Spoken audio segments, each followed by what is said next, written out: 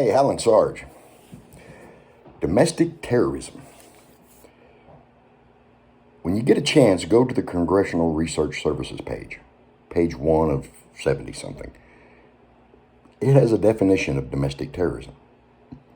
Let me read it for you. Federal statute defines domestic terrorism to include dangerous criminal acts intended to intimidate or coerce a civilian population, or to influence or affect government policy, or conduct within the jurisdiction of the United States.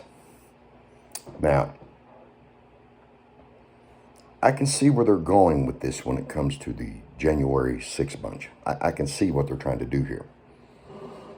But what about the groups that were burning buildings, firebombing police departments, taking over city blocks, dragging people from their cars, beating them, dragging people from their cars and shooting them, walking into their stores and robbing them, standing in the street of New York telling the new mayor that if he does certain things, they're going to burn the city down, coming to the city of Louisville, Kentucky, saying you're going to burn that city down if you don't get what you want. By their definition, that's domestic terrorism. So why aren't those individuals in jail?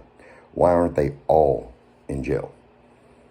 Now, the NFAC, I can understand why they're knocking each other off in formation. So we'll kind of cut them some slack. But in all seriousness, based on this definition, those individuals are terrorists. Why aren't they being dealt with the same as the January 6th bunch? Now, personally, for me, the mandates being forced upon people based on this definition is domestic terrorism. To force someone to have their body penetrated with a needle and injected with a foreign substance, to me, that's criminal. To me, that fits the definition of domestic terrorism. By criminal acts intended to intimidate or coerce a civilian population. But let's go a little further down the page, maybe page 2. It says clearly, and I quote, "Despite the federal statutory definition, no federal criminal provision prohibits domestic terrorism." There is no charge for domestic terrorism. It does not exist. It doesn't exist. There's no criminal charge for domestic terrorism. What they're wanting to do is they're wanting to use domestic terrorism as an enhancer. They say, well, Ray Epps went through a barrier, so he trespassed. But let's not give him the maximum for trespassing. We have to give him more time because it was during the process of committing domestic terrorism.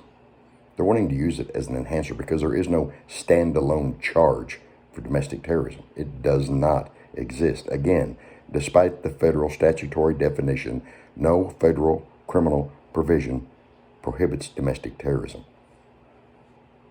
Now, domestic terrorism is just a term. It's a label. It is.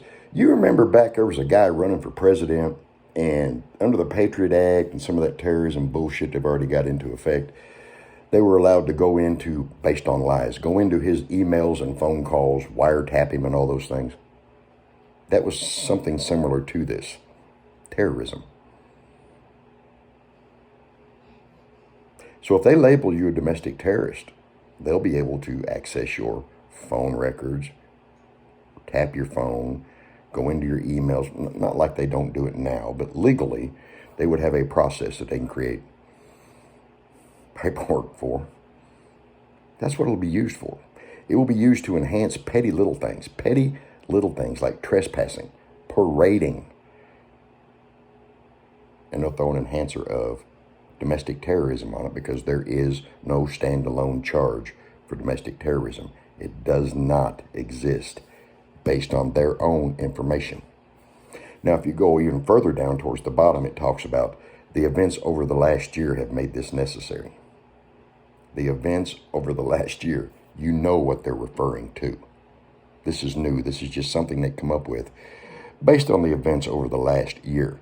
Not the last 2 or 3 years, again, where buildings were being burned, city blocks were being occupied, people were being shot, people were being robbed, communities were being destroyed. The last year's events, the events over the last year, is what brought this on. Now, something even scarier is on down in there. You need to go read this. Congressional Research Services. They're talking about that if there has to be a law created, that they would be looking at expanding the federalism in reference to your First Amendment and Fourth Amendment rights. In other words, they would enhance their ability to violate your Fourth Amendment search and seizure rights and your First Amendment rights. In other words, they could force you to shut up and again go into your email, your phones, your home, your bank accounts, everything. In other words, they would be terrorizing you through their process, simply harassing the hell out of you. That's what they would be doing. But this came about due to the events of the last year. So, if there is no federal criminal provision that prohibits domestic terrorism, either enforce your non-existing law on everyone or no one. So free 1-6. Free them. There is no charge. There is no criminal provision that prohibits. How can you use domestic terrorism as an enhancer if there is, despite the federal statutory definition, no federal criminal provision prohibits domestic terrorism? How can you use domestic terrorism as an enhancer if there is no federal criminal provision that prohibits it? In other words, it's not against the law. Federally, domestic terrorism, no federal criminal provision prohibits it. Free 1-6. Free them. It's bullshit. Everything they're out there talking about, Nancy Pelosi, Chuck Schumer, Adam Schiff, Rachel Maddow, Joe Scarborough, Joy Reid, The View,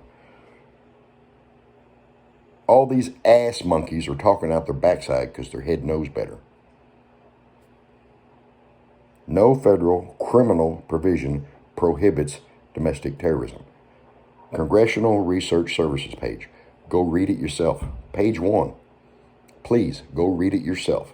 Congressional Research Service. Free 1-6. But always, that's just my opinion. You can take it with a grain of salt. This is Hound Sarge. I'm out.